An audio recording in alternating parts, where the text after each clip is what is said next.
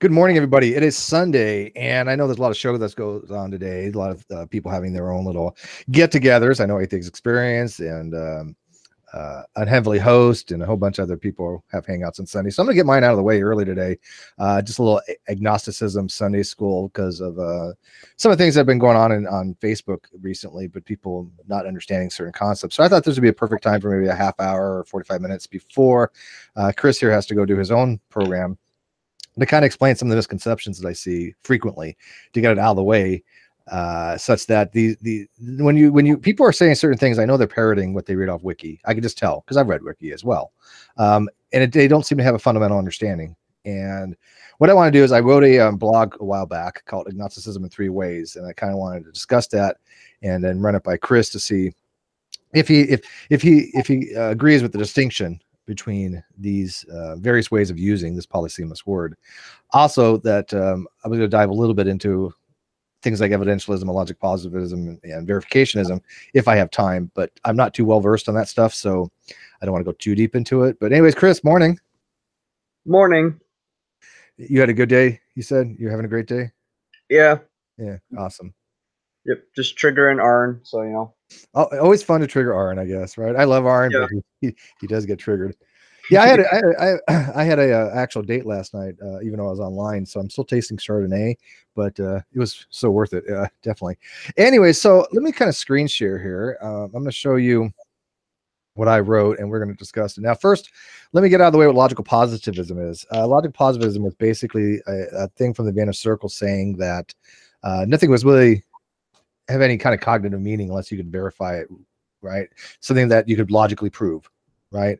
So this notion that nothing really made sense unless it was logical was the precursor, the way I look at it, to scientific methodology. So it had its purpose, but it's no longer really viable. People don't subscribe to logical positivism, and this psychology that it had, this principle it had in Western philosophy was basically the predicated on verificationism, which is a theory of knowledge that just says that you have to have empirical observations of something. You have to be able to empirically validate, which has a problem to it because, one, we know a lot of things a priori. We know there are analytical things that we know, like 1 + 1 = 2.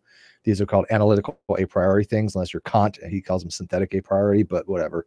And then if you're Dr. Garrett Merriam, also known as Sisyphus Redeem, he thinks that there's no such thing as an analytical and synthetic distinction, I think, and I happen to kind of agree with that, but Quine kind of demonstrated that. But anyways, I think there's a problem with verificationism, because for that to be the case, you have to be able to verify that through empirical observation. And how do you empirically have observation of verificationism? It's self-refuting. You have to assume it to be able to use it. So that's one of the problems that people had with it. So it's not really a philosophy that people use that much. The only one that's related to all that people still have in effect is called falsificationism, which Karl Popper came up with to basically say, hey, look, if you want to have a really good scientific theory, it needs to be able to be falsified. Not all scientists agree with that. It's not like it has to be the way, from what I understand, but I do hold to that. I think that is a good way to look at science. Anyways, let's see what we got in the live chat real quick before I screen share. Well, I can screen share first. We have Brian. Brian G? Yep. Hi, Brian G. We have Cortex Computer. Brian Stevens is in there. I'm popping up off the hook. Lucifer Almighty, Mike Winner. We've got quite a few people in there. We've got 28 people watching, actually. Yeah, it's early morning. I don't get many views. I usually wait till later in the day, but I know there's a lot of stuff going on. So I get my bigger hangouts. The ones that have like a couple hundred people watching are going to be in the evening time. It's just today's Super Bowl. Yeah, today's Super Bowl too. Okay. But that's not till later today too. It's Patriots. I do know this. Patriots versus oh, good grief. Who is it? Not, who? Patriots versus not Patriots. Yes, thank you. The Patriots versus not Patriots. That is a true dichotomy. There you go. I like that. Okay, so what we're going to be talking about is I wrote this called Agnosticism in 3 Ways. Rams. Yes, it was Rams. Thank you. I knew that too. I really did. I literally just talked about that with Sweet Heathen last night.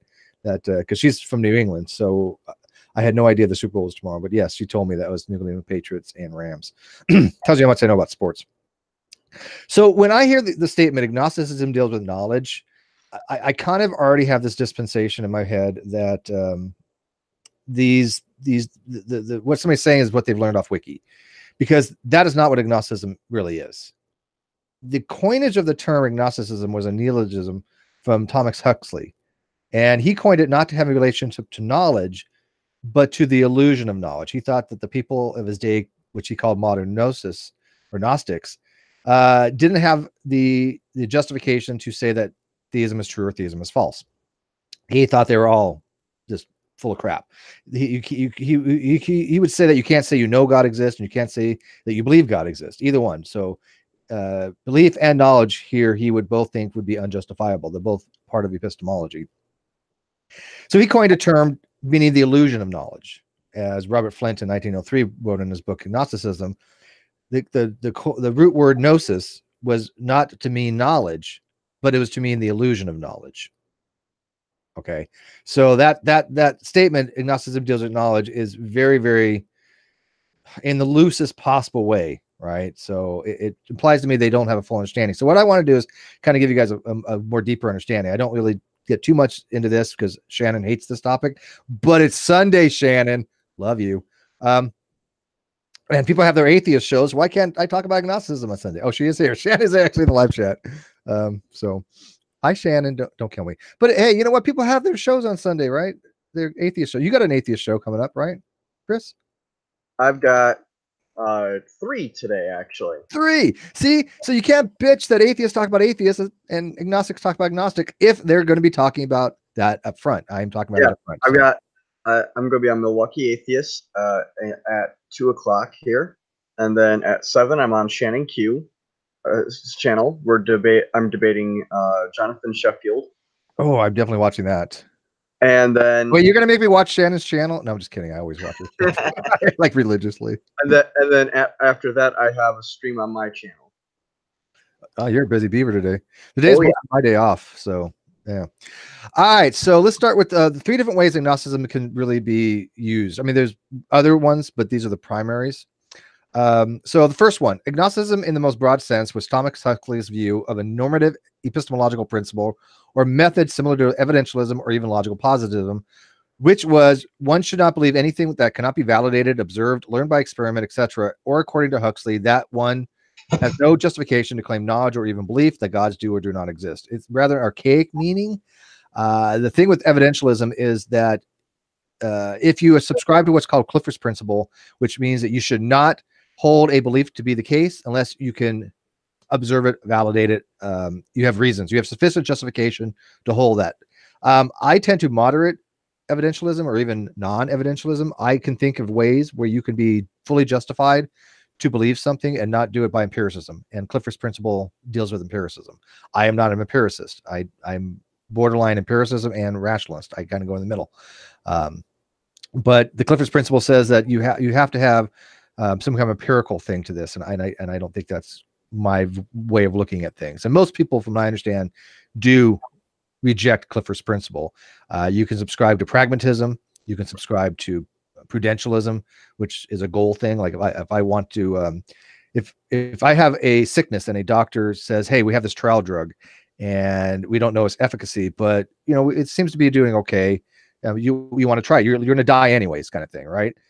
There's a pragmatic approach to it where the prudential aspect would be, it is more prudential to me to believe that the drug is going to work to help my regiment than not, if my goal is to not die and be there for my family and stuff like that. So there are such things as useful fictions, but in this case, you're not really having a useful fiction. There's some evidence that the drug works, but it's not enough to say warrant a belief of it, right? I mean, it's not like homeopathy. We know that's bullshit. Right. Yeah. So I wouldn't use pragmatism or prudentialism to say, well, it's prudential to believe in homeopathy if it's going to save your life. Probably not, because obviously we know that's bullshit, and there's other things out there which you at least have some efficacy. So yeah, I wouldn't go that far. So that makes sense, Chris. I mean, that as a when we read SEP, the Stanford Encyclopedia of Philosophy, this is where people get confused. And I had explained this to Nate Brody a couple of times, and he finally understands it now. By the way, I'm going on record. Nate Brody has finally, at least I think, understood these things and realized he's been wrong all this time.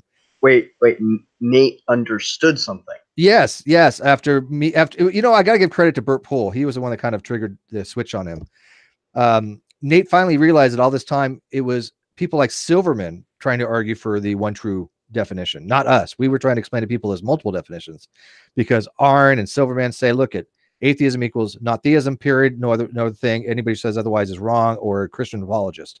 That's bullshit. And he knows that. He even agrees with that. And but he's like, wow, you I think I've had this backwards all this time. And we're like, Nate, we've been telling you this for how long? Okay, so anyways, so does that make sense that the normative, when it says normative epistemological principle, it's basically a method, right? That's how Huxley really kind of coined this. And so words change, and I fully admit words change. So that's more the archaic meaning. I do know one person that holds to this, and you guys might know him from Twitter. His name is Militant, the Militant Agnostic, or Militant, and was it the Militant Agnostic? I think his name is that his name? Honestly, I don't think I've run across him yet. Oh, everybody's ran across him. The Militant Agnostic, I think is a Militant Agnostic. A Militant Agnostic. There you go. Yeah, let me get some people in here. They're asking for this. One sec. I got you, bro. I got you. One. Oh my goodness! Even in his bio, he has Huxley tagged. Yes. No, he is militant. Not even joking. Matter of fact, he gets on me all the time because he's like, well, Steve, you've had this title of Pope of Agnosticism, but you don't even follow Huxley's Agnosticism. You're not a Huxley agnostic, which I've said a million times. So therefore you're changing his work. And I'm like, no, I'm not changing anything. I just don't subscribe to Huxley agnosticism. What's the problem with this? Okay, so that's the one way of looking at it. The second one is as what's called an epistemological proposition, that the knowledge of God is unknowable. And that's perfectly fine. That is what agnosticism can be used for. It is saying, well, I don't think the knowledge of God is possible. I don't think we could ever have knowledge of God. That has nothing to do with beliefs, right? I mean, I agree. That's not really a belief thing. It's a belief position. Don't get me wrong. It's still a belief position. These are not knowledge positions. I believe the knowledge of God is unknowable. So you could actually say, I believe gods don't exist, and I don't think we could ever know. In which case, you would be atheist and following agnosticism as far as the epistemological proposition. I don't have an issue with that. But that's not what happens when people say agnostic atheist. That's not what they're meaning by that most of the time. I think I ran across two people that meant that way, and I was like, okay, I can kind of see it that way. But the third, by the way, Chris, does that make sense so far? Yeah. Okay, so you would agree that this is a belief, right? Agnosticism, in this case, is a belief. Okay. So the third usage, which is the more the modern usage and how I use it, and then how most people use it, would be that merely the belief is that one is not justified to assign a truth value, P or F, to P, where P is at least one God exists. And by the way, there's a person, Lucifer Almighty, who hates this. He takes it temporally that at least one God exists means that it has to exist now, rather than if you had a God that created the universe, maybe like an aesthetic God would be a God that created the universe for its beauty, then walked away, or God that died or something. The exist here, I use non-tensed. It is the same thing as if I say, hey, younger creationist says unicorns were on the ark, or the unicorns died out because they weren't on the ark. Okay, you believe unicorns exist. To me, it doesn't have to be temporally because of B theory of time. Right. Because in certain models of time, the past still exists. It has an existence, just like today has an existence, like presentism. Right. So when we say this, it's not, people take things too hyper literally a lot of times, right? And they lose the nuance. It's just this is just a convenient way of describing theism. I can usually just distill it down and say God exists. Proposition God exists. But what, I don't want to go God exists or has existed in the past. That's too long every time, right? We know what we mean by these things, people. Stop being pendants. And I know people are going to say, well, that's funny from you, Steve. Well, I'm not. Trust me, I'm not a pendant. I know people that are, and it's really annoying. I'm factual. There's a difference. In this usage, the person has attempted to evaluate the proposition, but believes that they do not have sufficient justification to say P is true or false. so they are suspending judgment on the proposition. In this context, and this is by Stanford, it is the psychological state as opposed to the normative epistemic principle or epistemological proposition of being agnostic on P, or someone who has tried to evaluate P but does not believe P is true nor believes P is false. It basically is saying, I don't know how to answer this. I don't know how to say if it's true or false. And again, the term phrase I don't know is not about knowledge. It's about information. I see people equivocating these two a lot. When we talk about the word knowledge in epistemology, it really means something very specific. When I say I know that P, it implies that the proposition is true. It implies that I believe that, and implies that I'm justified to, or in some way have some kind of reliably produced reason to think that I should have justification to believe this. So that's what knowledge is. Knowledge is not what you read in a book in epistemology. And I see that confusion a lot. People think they hear that word knowledge. I read a book, I'm gaining knowledge. No, you're gaining information. But if you want to, like, we understand what we mean by that. It is a type of knowledge. It's called explicit knowledge. So, but it's not epistemological knowledge. So you could say, yes, I'm gaining knowledge, but no, it is not knowledge the way we're using it in this type of discussion with agnosticism. Don't conflate the two. They're two totally different things. Explicit knowledge is transportable, meaning that I can take it from one book to another. I can copy a book and over, and I'm taking that knowledge and I'm moving it somewhere else. So that's how to look at that. But we're talking about knowledge. We literally mean that the proposition is true. So this is how, when I say that I'm agnostic, what I mean by it. Now, Chris, there's a lot of people out there that are weak atheists, right? That means in this case, they don't have a God belief, right? Right. Okay. So it's not, it means it had anything to do with conviction. When the word weak has just been, and I think it was Dawkins that uses it a lot, and I'm okay with it. That is as opposed to strong atheism, which would be the belief that God doesn't exist. Now, people can balk at those terminologies, and I'm fine with that. They want to use something else, fine. Explicit versus explicit, which would be Smith's version, which I think there's some issues with, but or I use philosophical atheism versus non-philosophical atheism. People should know what that means. Or what do you prefer for the strong and the weak case? For the strong case, belief that there is no God, I just say philosophical atheism. Okay, so philosophical versus non-philosophical atheism. Yeah. Okay, so that's I prefer too, but most people don't like that. But okay, so it's simply saying positive or negative atheism. What's that? I like it just because it removes the ambiguity. I agree.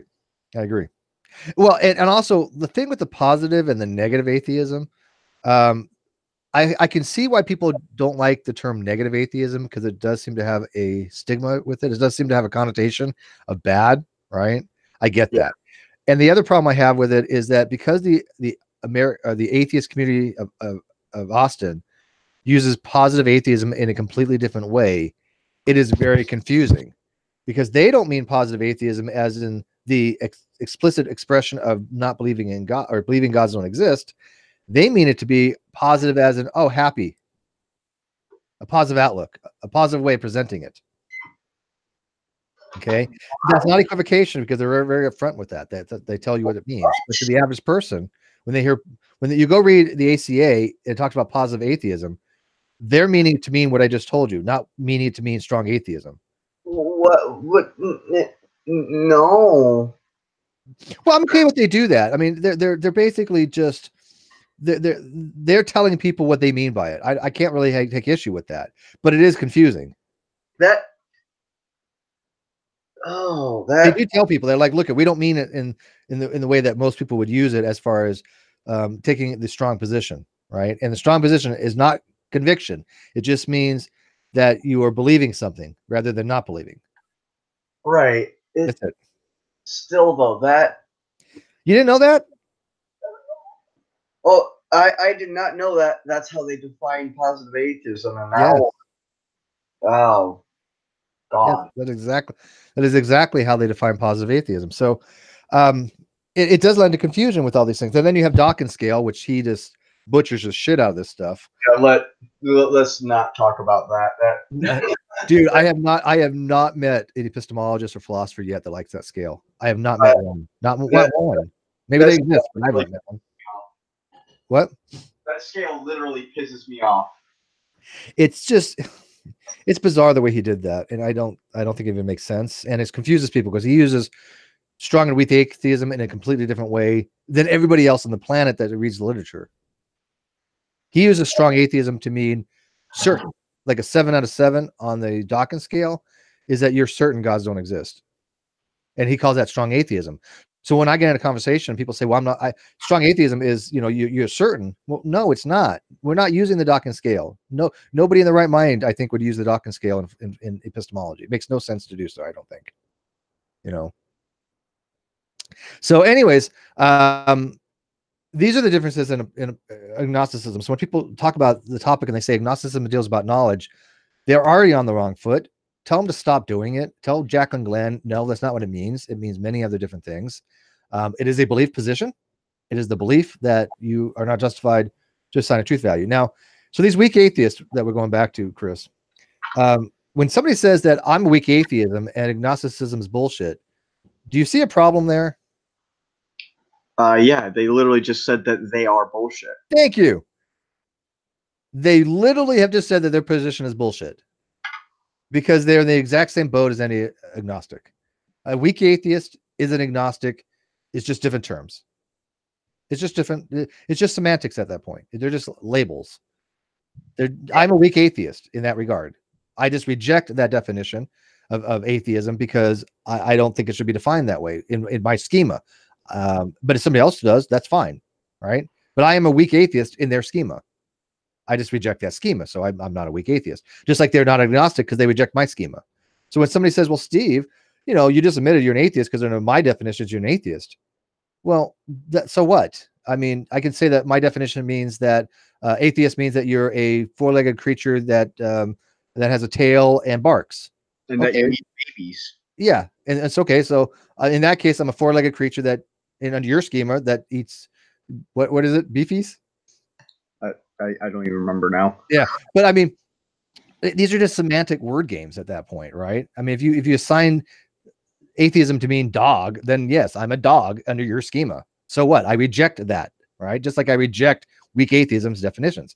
They're fine for you, work great, whatever, but they don't work for me. And so you can't say, well, Steve's you know, saying that it is an atheist. No, because I'm not, because I reject your definitions.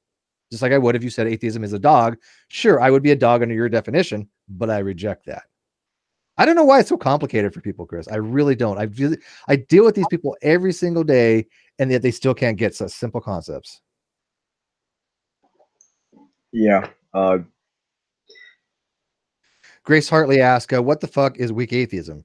Weak atheism is atheism in the negative, meaning that you say, I do not believe gods exist, rather than saying, I believe gods exist. There's something called negation raising in pragmatics.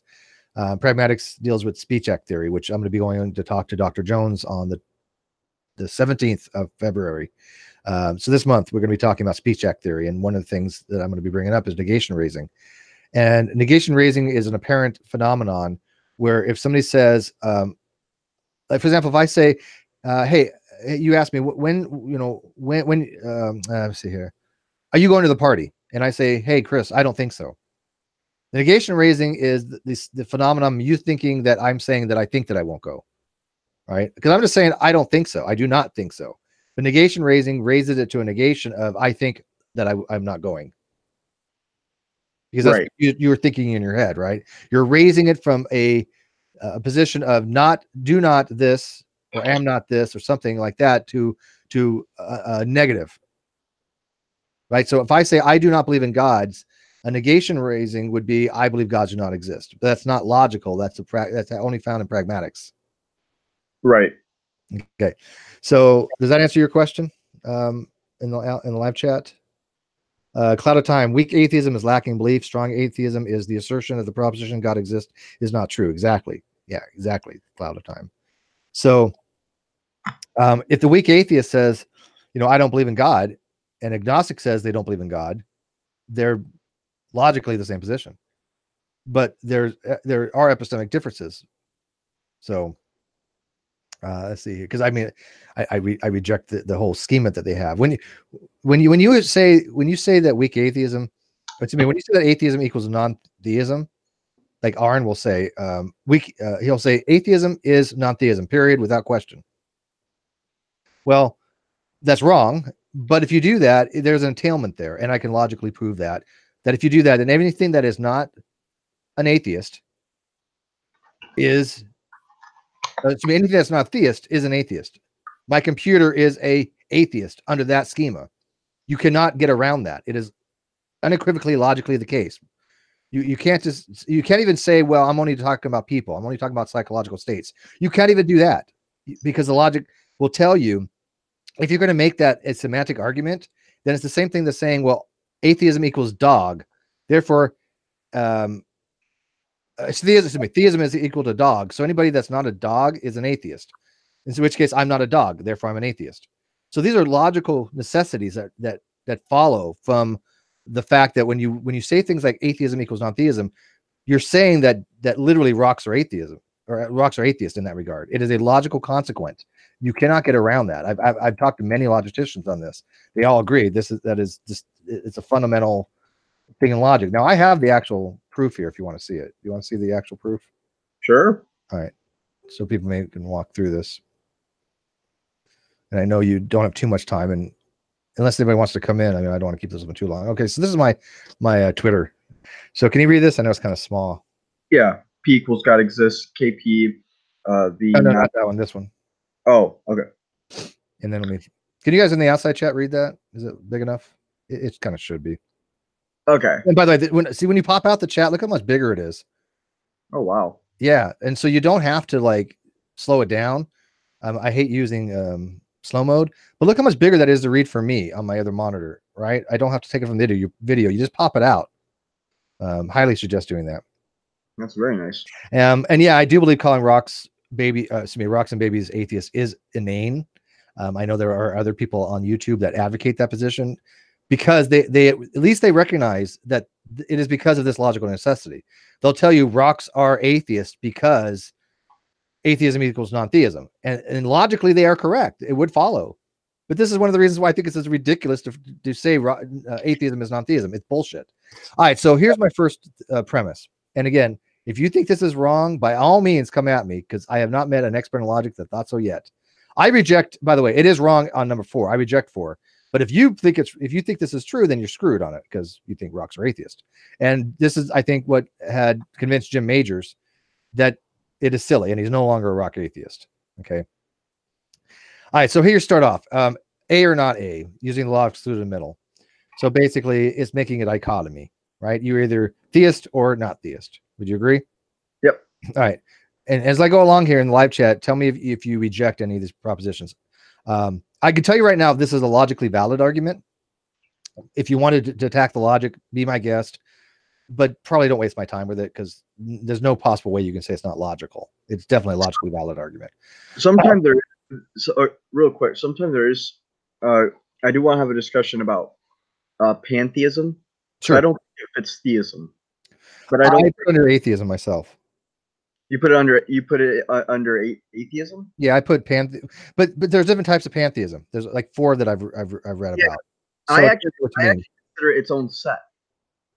Possible. I don't have an issue with that either. Theological not cognitivist is neither either, right? So you might make a good argument for that. I would have to listen to it. But yeah, pantheism is quite different. But I put like Spinoza's God and the God of the philosophers. I put that under atheism. All right, so here we go. So you agree that this is a true dichotomy, right? By law of excluded middle. It's principle by balance. Okay. All right, so number 2, theist or not theist. All I'm doing is doing instantiation. I'm just taking theist and I'm putting it in for A here. I'm putting theist and I'm putting in A for here, and I get theist or not theist. No problem with that? Nope. Okay, so that one's sound. Number 3, rocks are not theist. This is my assertion. Well, if you have a dichotomy, it has to be one or the other, right? And we would agree that rocks are not theist because they do not have a God belief, because they are incapable of having God belief, which means they have to be a non-theist, correct? Correct. All right. So this is the questionable one. 4, non-theist equals atheist, substitution. I reject this, and I've always said it's bullshit to say atheist is non-theist, but Arn will say this is true, right? Would you agree? He said it numerous times, even talking to Ozzy. He said He has said this to me on Twitter. So yes, he's like, there is nothing else other than this. If you don't think atheist equals non-theist, you have been indoctrinated by religious people, is basically his argument. Yeah. Because he told Ozzy that exact same thing. He's like, well, all the dictionaries out there that say otherwise, they are they've been invaded, I guess, not his words, but basically corrupted by religious people. And this is not some kind of weird conspiracy thing. This is actually what he has said. So I don't know why he thinks that way, because the entry on atheism for Stanford Encyclopedia, Dr. Paul Draper from Purdue, is an atheist. I mean, I don't get it. Dude, right. If there's one thing I've learned with dealing with the rock atheist crowd and all that, it's that if you disagree with them, you are, even if you're an atheist or an agnostic, you are very much still influenced by Christians. Yes, and I get that. And yet, when you ask them to show the logic's wrong, they can't. Yep. This is why I'm showing you go for it. Try to show this to be incorrect, because you can't. It's logically valid, and it's sound if you accept all the it is completely airtight in its validity. This is a very airtight in validity. The only question is it sound? And the only way, and really the only objection is on premise 4. Correct, because your conclusion, rocks are atheists, follow from the rest. So the only one that even possibly somebody can attack is number 4, which I do. This is not a sound argument to me. It is to Aaron. It would have to be. You cannot be rational. You cannot hold a state. I will say this, like Bionic Dance argues that rocks are atheist. She's actually rational in her schema. She's not holding an irrational position as far as that. She recognizes that this is a logically valid and sound argument to her. So it has to be a necessary consequence. So she's not, I still think she's irrational for thinking this is a sound argument, but she's consistent. There's a difference, right? She has consistency in her framework that rocks are atheist. She's logically valid. Sound, that's a different question. Yeah, I don't think this is, I know this is not a sound argument, because number 4 is bullshit, because there's other definitions out there, which is ubiquitous in the literature, that says no, atheist is not non-theist. Atheism is a subset of non-theism. Atheism is a type of non-theist. There are other types of non-theist. You can have ichtheist. You can have agnostic. Agnostic is not atheist. They are different things. Agnostic doesn't fall under atheist. Agnostic falls under non-theist. But you see over the years how these programs every Sunday will lie to people. Well, I hate to say they're lying. I don't want to imply that they're being dishonest, although I think they know this. They're telling people that no, you cannot be anything other than a theist or atheist. That's bullshit. It's just wrong. If they were to say, well, under our definitions, you cannot be anything other, then yes, that would be the case. But that's under their definitions, which I reject. Because of reasons like this, it leads to absurdities, like rocks are atheist. It also leads to category errors, like not theological, non-cognitivist. And I have a proof for that too. That's sound and valid. That if you think there's only 2 categories, theist or atheist, then how the hell can you have a theological non-cognitivist? Because a theological non-cognitivist is a non-cognitivist position, meaning that they don't think that propositions can hold truth values on this particular thing. But atheism is a cognitivist position, because atheists do think you can. Yeah, I know you got to go. Yeah, I gotta head out here. Yeah, go ahead. I'm going to just talk to the live feed for a second, and then I'm going to end this. It's going to be a really short show today. Not even a show, just hang out. But does that make sense that you have a category error now? Because now you're sticking and shoehorning theological non-cognitivism, which is a non-cognitivist position, into a cognitivist position. You have a contradiction there. Yeah, it's a I don't like contradictions in my ontology. Yeah, it's a complete category error. Yes. So that's why I reject a lot of these definitions, because I like to be consistent and logical and rational, and I don't like to have inconsistencies in my ontology. And they don't seem to care about it, which is fine, but don't force it on me. Don't say, Steve, you should use these vague definitions or imprecise definitions. Why? So I have category errors? No, I think not. But anyways, all right, Chris, thanks for stopping by. Yeah, thank you very much for having me. You're the best, man. Good luck in your show. Yep, see ya. I'll watch you with Shannon tonight. Okay, see you, man. Okay, so anybody in the live chat got any questions on anything that we've went over? Like I said, this is not going to be a long hangout. So Looney Tune 223. Atheism means non-theist. The difference in definitions has been imposed on atheists to cause discrimination and divides the atheist community by theists. I don't know if he's being a Poe or he actually believes that. Can I ask Looney? Do you actually really mean that? I mean, do you actually really believe that, or you just trolling? Because I want to believe that you're trolling, which is whatever. But I really hope the whatever God you believe or don't believe, you don't believe that, because that's just bullshit. Shannon says, when does this ever stop? Never. That's like asking, hey, atheist experience, when are you going to stop talking about atheism? I am an agnostic. I talk about agnosticism, just like an atheist talks about atheism on their Sunday things, you know. But what does she mean? When does it ever stop people not understanding this stuff? Because I don't think they'll never stop as long as you have groups like the American Atheist out there, and even the atheist experience in some ways putting out misinformation, then, you know, there's always been people like myself that want to set the record straight. They say, no, it isn't always that way, and you're imposing your definitions onto other people. You're imposing your will onto other people, which is, in my my opinion, exactly what people say that I'm trying to do, and I'm not. I actually talked somebody out of being agnostic last night and making them into a strong theist, into a strong atheist, because they wanted to know if they were justified to believe there are no gods, because they said they were agnostic, and I gave them justification, and they ran with it, and now they realize, okay, you know what, I'm okay with saying that I'm an atheist, because they had a hard time with that. They're like, I don't know if I should say I'm an atheist or agnostic, and I'm like, well, tell me what your beliefs are. And after a few, an hour or so, they're like, oh, okay, I have no problem with that, so I am a strong atheist. Yeah, so there you go. So I'm not trying to convert anybody to agnosticism. I think they are trying to convert people to atheism, because that's their agenda politically. Silverman even says this. Silverman has said numerous times, it is our agenda, it is our thing to make everybody an atheist. Peter Boghossian would say the same thing, and we want to use the most widest label to include everybody, whether you like it or not. We are going to stick you under the label we want you to stick you under, regardless. Oh, Looney Tunes says, I believe it's true. Meaning without gods is non-theist. Any other definition is word salad. Well, you're absolutely wrong, Looney Tunes. You're just making this up, to be honest with you. Anybody can tell you, I can give you about a dozen plus definitions from various sources in psychology, or in philosophy, and in the literature, that defines atheism as the belief that there are no gods. SEP defines atheism as a belief there are no gods by an atheist philosopher, Dr. Paul Draper. Dr. Opie is an atheist philosopher. He uses that definition. Stanford, Oxford, Learner's Dictionary, Merriam-Webster's Learning Dictionary, Columbia University defines it that way as well. So this information that you're saying that atheism means just non-theism is absolutely unequivocally wrong. And I really wish people would stop putting out that misinformation, because they're sounding like ideologues. They're sounding like creationists, right? They literally, to me, are no different than creationists and flat earthers when you're putting out demonstrably wrong information. Because if I can show you logic like I just did, if I can show you facts, and I can show you citations, and I can show you peer-reviewed papers. Dr. Moser has a paper out.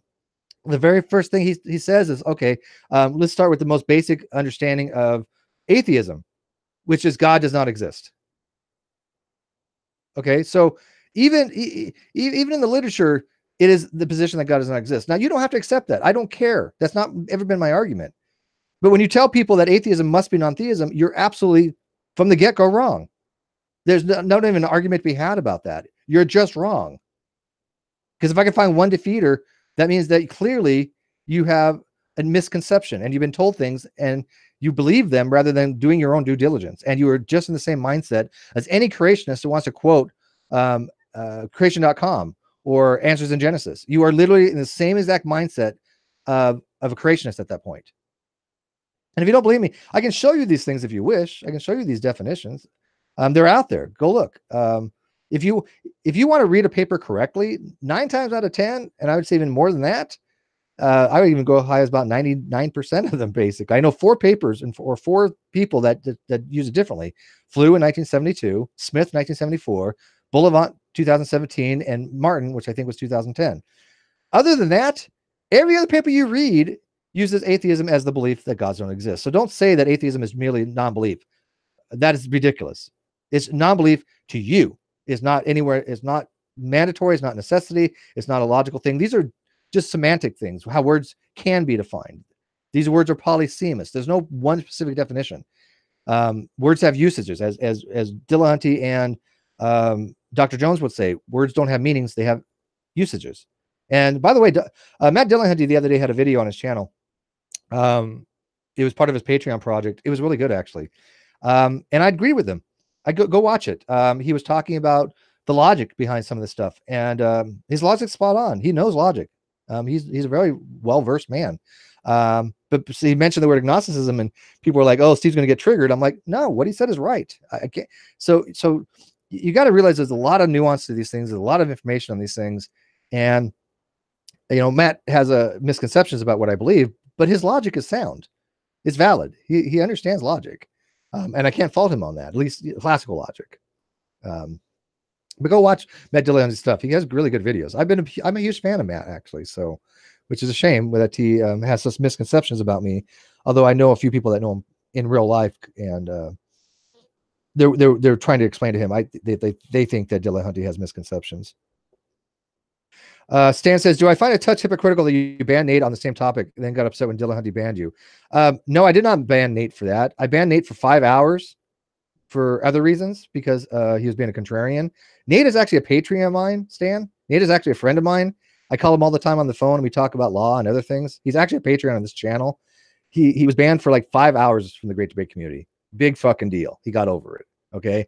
And it had nothing to do with him on this topic. I've spent hundreds of hours talking to Nate about this topic, both on air and off air. So has Ozzy, so has Matt Dillon. So has Alex Malpass, so has Bert Poole. We've all discussed this with Nate. Nate finally has gotten it. Go to my Facebook page. He finally said, "Shit, I've had this backwards all this time." And he also said he's never going to make another video about me this year or about this topic. So there's nothing hypocritical here. Nate is a friend of mine. Like I said, he's a Patreon of this channel. He loves this channel. He thinks that I'm really good at these topics. I'm the one that taught him all this stuff. So I don't know what your issue is about him being hypocritical. People, I don't even understand half the time what people think. It's like, do they not know what's going on? I mean, I literally have so many people that just for some reason have these weird misconceptions, and I don't get it. Why would I have banned Nate, just have Nate to be a Patreon of mine? Because he's a friend of mine. We just happen to disagree on something because he had a misconception. He's rectified that now. He gets it. He even says heretic's wrong. Because heretic, anybody who knows logic out there, let me know on this. I'm not good at formal logic, by the way. I just do informal logic, but I own a little bit of logic, but not much formally. But heretic had argued that not BP and not B, not P is illogical. Bert Poole made a video on that explaining his scope error, which was spot the hell on. And Nate watched it and realized, yes, there's a scope error there. And he says heretic is wrong on that. And he's absolutely is wrong on that. And what's funny was Nate had said once, he's like, "Hey, Steve, you're making a scope error here. And let me show you what it is." I'm like, "Dude, I understand the scope error. I talked to Bert about this. Okay. You're explaining to me something we already know. We were the one that explained this to you." Yada says, "Can you expand upon the knowledge of God's is unknowable? I'm assuming that's different from the existence of gods is unknowable," which I would attribute to Huxley, but disagree with. Yeah, I think I understand what you're saying. When I mean the knowledge of God is unknowable, I am saying the same thing as the existence of God is unknowable in that regard, right? I kind of see the nuance that you have there, Yada. I really actually do. And the reason I do is I think you're looking at it from a different perspective that I'm not saying is wrong. It's just not the way I'm using it. Like, for example, in skepticism, there's two types of skepticism in main schools. There's academic skepticism, and there's Pyrrhonian skepticism. The academic skeptic says that knowledge is not possible, but the Pyrrhonian skeptic says that the knowledge of knowing that is the knowledge is not possible isn't even possible, right? So there's the two different things there. So when I say knowledge of God is unknowable, I mean that to mean that the existence of God is unknowable. Now that's just a personal thing for me. That's an opinion, right? There's, I believe that, to me, I don't think that the existence of God is unknowable one way or another. I just don't think that we're there yet. That's why I tend to what's called temporal agnosticism. I don't think anybody right now is justified to say they know one way or another. I don't think they can make a good argument for that. But whatever, right? I mean, that's up to them if they think they can make an argument that they know one way or another. But I'm using knowledge in the epistemological sense, which requires, very specific conditions, very specific theories of knowledge. You can have the justified true belief. You can have reliabilism. You can have Tarski's semantic argument, things of knowledge. There's a whole bunch of things those are theories of truth, but you can still have a lot of things for theories of knowledge that you can pick for yourself. And that's up to you, what you want to consider to be knowledge. I just don't think that anybody has a justification to say, I know for a fact gods exist, or I know that for a fact gods don't exist. Maybe they do. I don't know. But that doesn't change the ontology, right? If I say I know gods exist, that doesn't mean gods do exist. It means to you, but you could be wrong about your knowledge. But are you justified to say that you have knowledge? That's the argument. And I'm not quite sure if people are justified to say that they have knowledge. But that's a skeptic thing, right? In that case, I am being falling under the skeptic community, what it means to have knowledge. Dr. Zaya says, wouldn't that back you into a corner to having to think about every unfalsifiable claim is unknowable? No, because there's other things. There's other ways of out there to say something is unknowable. For example, you can have an unfalsifiable claim, and you can say that you don't know it for other reasons, possibly. I can't think of anything off the top of my head, but I can probably imagine a case where if something is unfalsifiable, it still might be knowable one way or another. But I just can't off the top of my head. I have to think about an example of that. Let's see here. What would be going to unfalsified claim? Okay. Yeah. Like for example, leprechauns, for example, right? It's impossible. You can't falsify leprechauns, but I know they don't exist because I know the literature. I know the mythology, right? I know the history behind it. Or fictitious creatures, that people like in literature that they made up. Star Wars. I know Star Wars is not real. I know that George Lucas's story. I know the history behind it. So you can't falsify it per se, right? You can't empirically falsify it in that regard. Well, maybe you can. I don't think that, maybe that's not a good example. Maybe empirically that's what you mean by falsifiability. Yeah, I guess you could. But I still know certain things like that. Cloud of Time says, have you had a discussion with Darth Dawkins yet, Steve? Oh my God. Yeah, many times. Many times. Darth and I used to hang out in Nadia's room years and years ago. He used to get cremated. He was just as much of a prick back then as he is now. He's an idiot. He once argued that affirming the consequent, which is a fallacy, was a valid rule of inference. He has no idea what he's just a script person. And that's why he doesn't like to be interrupted, because you get him off his script. I invited him on to the Non Sequitur show and to this channel to talk to Shannon. He won't do it. He's afraid.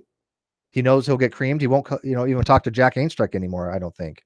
But he has never been in this room. I've been in his room numerous times. He's in their hangouts. He's muted and booted. He's never come into here, ever. More than welcome to, though. Mike Winter, most people's idea of God is for sure irrational, even accept it as an option of reality. That I have an issue with, because it depends on what people are talking about, right? I think you're using the word irrational different than me, maybe, but gods in most cases are logically possible.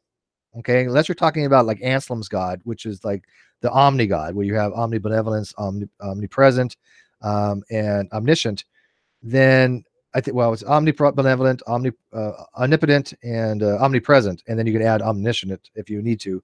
But since evil exists, that is a logically inconsistent system. All the premises cannot be true at the same time.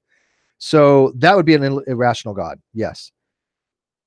But I would also say that the younger creationist God is irrational, because that's been falsified. If that God is contingent upon the age of the earth, then that God does not exist. But other gods out there, like Zeus, is not irrational. Zeus is, you can say, well, we know lightning doesn't come from Zeus. Yes. But logically, there's nothing illogical about it, right? And so when you're talking about the possibility of something existing, you're saying that it must exist in at least one possible world. So gods can exist in at least one possible world. Therefore, they're logically possible. Okay, so yeah. Oh, Shannon, I don't know if he knows who you are. Does he? I mean, have you? I know you never talked to him, but I think he'd be scared to death of you. But he also would be at the same time probably he would be a challenge to you, because he's just so fucking ridiculous in his argumentation. He's not an honest interlocutor. He's not an honest agent. He's not there to have a discussion. He's there just to mess with your head. That's it. And he does it very poorly to people that know a little about the topics, because we call him out on his bullshit. JB says, what if the stories of leprechauns were based upon real things and we read fiction's writings? Well, you know what? That's a bare possibility. As Bertrand Russell would say, these are bare possibilities, but that doesn't give you good reason to believe that. I can still have knowledge and say, I know that that's not the case. And you say, well, here, I prove to you, Steve, that leprechauns did exist at one time. And I go, oh shit. Okay. I now retract that claim. I now realize I did not have knowledge. I was wrong about having knowledge. Okay. Life goes on. Right. Because I wrote a blog piece on what's called the principle of attribution and retraction. You retract knowledge when you find out that your knowledge was wrong. You don't say my knowledge was wrong. You cannot have false knowledge, right? You can track, but a belief is different. If I say that it's going to rain, if I believe it's going to rain today, and then tomorrow it doesn't rain, I just say that was a false belief, right? I was wrong. I had literally a false belief. But if I say I know it's going to rain today, and by tomorrow it doesn't rain, then I don't say I had a false knowledge. I say that I did not have knowledge. I never had knowledge, because knowledge must be true. Beliefs don't have to be true. They can be false, but knowledge has to be true. So that's the difference on the principle of attribution and retraction. I just say, you know what? I attribute my belief yesterday. I attribute a different belief today, but I don't retract the knowledge, because knowledge is just, excuse me, I retract the knowledge because I am saying I was just wrong about my knowledge. That's it. But you can't have false knowledge. Auto Pants, why did Steve make a knowledge claim before having the ability to make a knowledge claim then? I have the ability to make knowledge claims. I make a lot of knowledge claims. And if somebody shows that I'm wrong, okay, then I didn't have knowledge on it. That's all. I don't know why people are so weirded out by making belief in knowledge claims. Even Matt Dillahunty in his video yesterday said to atheists, stop saying you don't have beliefs. I know he finds it ridiculous. He's even said, he's like, we have beliefs. Stop telling people you don't have beliefs, because I'm pretty damn sure that he hears somebody that says, well, I don't believe you exist, or I don't have beliefs. He probably thinks that they have no idea what the hell they're talking about, right? Because that is the most absurd. The Gnostic nihilism is ridiculous to say that you don't have beliefs. You have beliefs. Okay, so let's see before we wrap up. Any other questions? Yeah, DD is easy to trip up, because DD tries to use these terminologies in a very weird way. Like he'll say, like, the laws of logic exist in all times and all places. Well, what does that mean, Dawkins? What does he mean? All you got to do to trip him up is tell him that, hey, these laws of logic are not laws of logic; they're principles of logic, and they don't hold in other types of logic. You can have what's called truth gap logic, which has doesn't use the law of excluded middle, and you have truth glut logic, which doesn't use the principle of non-contradiction. And then you can have paraconsistent logic, which doesn't use non-contradiction. Dialtheism allows for true contradictions to exist. So these are not some immutable things that are woven into space-time, Darwin. But he doesn't want people to know those things, right? Because his shtick is, the laws of logic are laws. You can't violate them. Bullshit. You can say, I don't accept the principle of excluded middle. You can go to multi-valued logic and say, hey, there's true, false, and there's unknown. There has no law excluded middle, Dawkins. Okay, so Soul Watcher says, even if we met a god or gods, would we even be able to know they were gods or gods, right? That's a weird question in a couple ways. I don't mean weird as in you asking. It's weird how to answer, I guess. It depends on your epistemological framework. It would be very difficult to be able to validate something like that empirically, right? Because you would never know if you were being misled. However, in my ontology, in my epistemological framework, if some being came down and said, I'm the God of the Bible, and they moved all the stars around and they spelled out Allah, Ozzy uses that example a lot and I like it, and made the earth change its orbit and all this other stuff, and basically changed the laws of the universe, I'm going to believe that's Yahweh. Yes, I'm going to totally believe that's Yahweh, and I will even say that, yes, I know that you exist now. Okay, I have no problem with that. Now you can say, well, you can be deceived. Okay, now you're going to what's called skepticism, right? And I would be like, okay, I can be deceived, but if I am deceived, then I would just say, well, I was wrong about having knowledge. So what? So what? Big deal. I was wrong about having knowledge. But as far as I have enough justification to say I know, that you would be Yahweh in that case. But the skeptic would say is more interested in about how we know knowledge or how we acquire knowledge. The skeptic's more interested in about the epistemology of it. Are we able to even have knowledge? That's what they're saying. So even though you might be justified to say that you know something to be the case, a Pyrrhonian skeptic would probably say something more along the lines of, but you can never actually have knowledge, right? It's more of a meta type thing in that way. Well, I probably shouldn't use the word for that because meta ethics as opposed to normative. But okay, what else we got? I'm kind of having fun, but I do want to go here soon. Let me check this. Okay. So Ocean, you got any questions? Ocean kind of knows these things. Anyways, so anyways, when you hear people out there saying, look, at agnosticism deals with knowledge, please correct them. Please tell them to come talk to me. Please tell them, say, look, no, that's not what it is. It is the belief that you don't have a position either way. Because anybody who says agnosticism is just knowledge is only reading wiki. That's all. They're not reading any of the literature. And Ocean just wants to harass me. Oh, baby, you can harass me anytime. But anyway, so people are asking. Yes, I had a good date last night. I didn't know it was public, but I guess they made it public. Yes, it was with Sweet Heathen, Ashley. She's wonderful. We actually get along really well. But we had a nice date last night. So yeah, we enjoyed it. She said it was one of the best online dates that she's ever had. So there you go. What can you say about that? No, she's really sweet, really nice, and I really enjoy talking to her. Now, a lot of people are like, well, that's not a real date, but I disagree, because as Shannon said, if that's not a real date, then what the hell is she doing with Paul? Because although they meet up, how long? I mean, they live far away, so when they have an online date, it's still a date. Okay, so yeah, I agree with Shannon on that one. I think it was definitely a date. Although I have a few people say, well, not technically. Well, fuck off. It's a date to me. So it's a date to her too. And if it's a date to both of you, it's a date. Yeah, I'm going to end this right now. Pipeline audio. So this is a shorter video, so you can watch it in one time. I know all of my videos end many hours. This one I'm going to keep down to less than an hour. That was my goal, and I'm going to stick to that. So on the hour, I am ending this literally on the hour. So Sienna's, she's in a relationship, even though it's mostly online, it's still a relationship. And they're such a cute couple. Makes me just, jealous or envious, I guess would be the case. How cute they look. But I think Schwinn and I would make a cute couple. I think it would be kind of cool, even if it's just online, but I don't see it, I have no idea, take things day by day. All I know is I enjoy her company. And that's all that matters, isn't it?